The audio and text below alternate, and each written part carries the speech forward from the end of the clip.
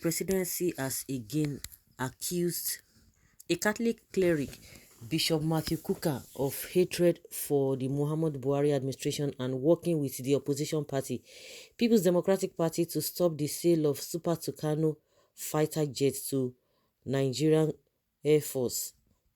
Garba Shehu, President Buhari's spokesperson, disclosed this in a statement House press release titled "Predicting Nigeria's Collapse is a Perennial Pursuit of U.S.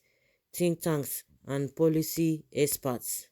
Shehu also said a former U.S. ambassador to Nigeria, John Campbell, has been consistently proven wrong over his predictions that the country will collapse.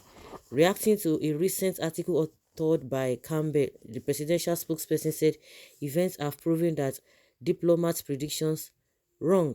In 2005, a U.S. National Intelligence Council paper mapping sub-Saharan Africa's future floated the idea there could be a military coup in Nigeria. At the time, this was hardly an earth-shattering prediction.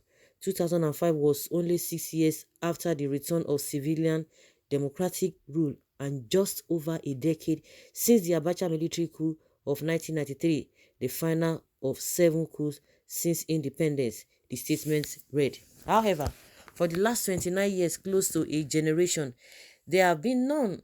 Since the return of democracy in 1999, there have been 6 general elections, 4 elected presidents, 4 transfers of power, including one in 2015 between the winning opposition candidates and the losing incumbent presidents seeking re-election.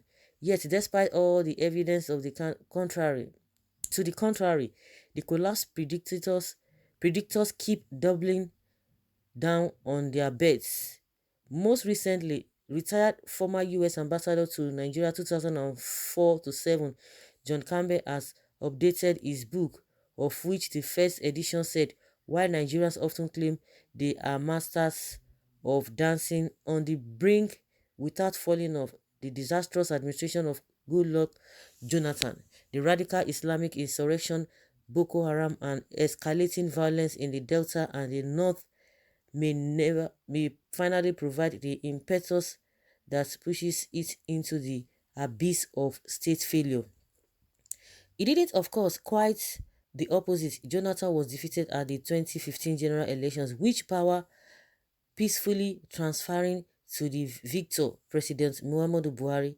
Campbell is always more careful than others who openly claim their predicted collapse is just around the corner. See, it is always there, as innuendo. I have never predicted the breakup of Nigeria because I have never thought it would happen.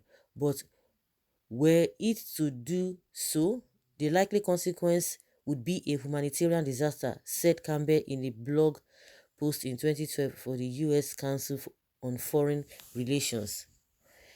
That time, CFR is now publishing the new edition of Campbell's book. It seems unlikely the conclusion will be that Nigeria is improving on any measure. As for international Nigeria watchers, there seems little that can ever be found to suggest it is. Yet the people of Nigeria, the majority of which were born after this last coup of 1993 and who have known nothing their whole lives except democracy and elected governments, are the living proof that democracy is here to stay. Though often negative, Campbell does, however, consistently express an important view that it is in the interest of the United States to encourage democracy and security in Nigeria. The government of Nigeria concurs. It is a pity, therefore, that U.S. policy and support towards our country, including during the Buhari administration, has been so inconsistent. In 2015, the then newly elected Buhari government requested U.S. military support in the form of Super Tucano jet fighters for the Nigeria Air Force. The Nigeria Military Security and Intelligence Services repeatedly made the request. The U.S. administration of the time concurred. The delivery of such jets would help deliver a critical turning point in Nigeria's struggle against jihadist terrorists across the Sahel. Yet 2 years later, that jet delivery was rescinded.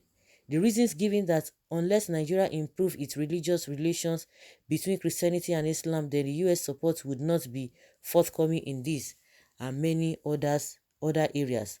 Such views were compounded by the constant lobbying of US Congress by the opponents of the Nigeria government who had lost the previous election, and many of their southern religious supporters, including Bishop Matthew Kuka, the Catholic Bishop of Diocese of Sokoto, who was unsurprising, provides a supportive quote for the dust cover on the new edition of Campbell's book. Kuka even took to addressing the US Congress himself, briefing his audience on the history of coups in Nigeria, without, of course, mentioning that none had occurred since 1993, some 29 years ago. Fortunately, now, today, under a new US administration, these jets have been delivered, and with it, a serious blow against the terrorists, with the supreme leader of Islamic State in the West and scores of other leaders of the group eliminated in airstrikes. It is all very well to claim it is in the United States interest to help Nigeria because become an ever better democracy and stable country. It is quite another to forever avoid mentioning the last coup was 29 years ago, and that since 1999 Nigeria has enjoyed 23 unbroken years of democratically elected government and peaceful transition between them. It is also inconsistent to preach the need for stability but needlessly delay sharing military equipment in the form of jets, not least when it is now proven they would have helped Nigeria much earlier defeat the terrorists who threaten our country. Hopefully, the United States and Nigeria are going to forge ahead with our continuing partnership in fighting terrorism in and out of the sub-region. Star reporters had last week reported Kuka's Easter message wherein he accused Buhari of destroying Nigeria. The outspoken cleric, who has been a consistent critic of the government's failures, also accused the president of allowing corruption to fester. With everything literally broken down, our country has become once big emergency national hospital with full occupancy, he said.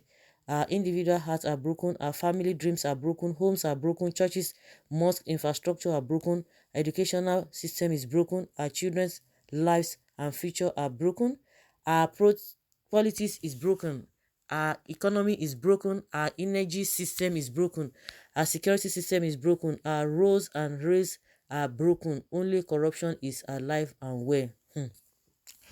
You see that Femi Adesina and Gabashi, the only thing they are used to is blackmail and blackmail and blackmail.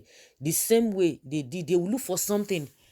Thank God they didn't say this time around. Just like the way they accused the Bishop, Reverend, okay, Bishop Father Mbaka, yes, Father Mbaka, after that one has said what he ought to have said because of the way things are going on in this country. Yeah, they just say, oh, because he wanted contract, they didn't give him contract. Now this is not about contract, but now they are telling Bishop Kuka or telling Nigerians that, can you imagine this Bishop Kuka, because they were the one who told the US not to sell weapons or Tucano to Nigerians. You see how they want to defend themselves. The man has called you people, stop writing nonsense.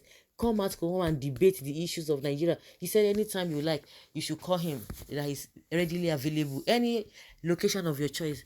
Now they can't do that. They will just go and be writing and writing. Even with their poor writing that the man made mention, they don't even know how to go about it.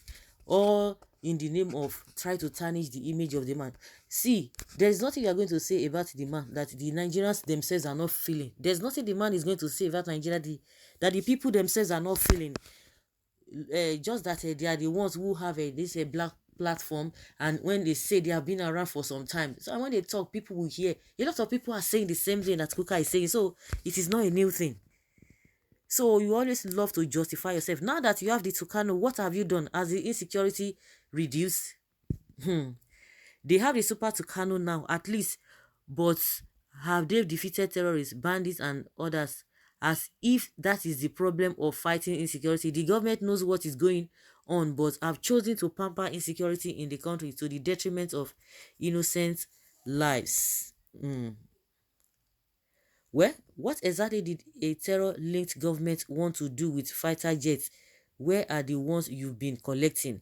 APC with their blame game. Let 2023 come quickly so that Nigerians will send this clueless government packing.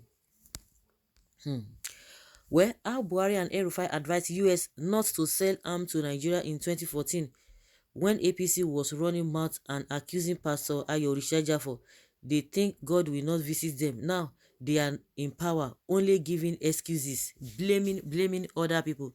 What is the use of buying the Tucano when they are not being deployed on Boko Haram, ISWAP and bandits? If instead, okay, infested area, bandit infested area, do you want to tell me that if Southeast was included as part of the areas, this government wouldn't have finished the Igbos?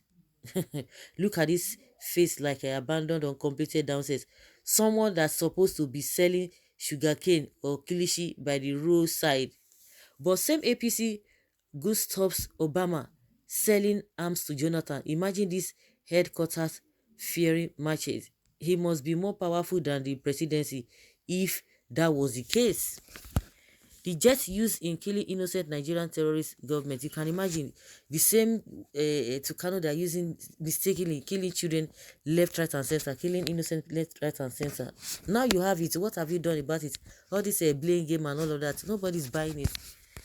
You are just trying to satisfy Buhari, and you know your conscience that things are not the way they ought to.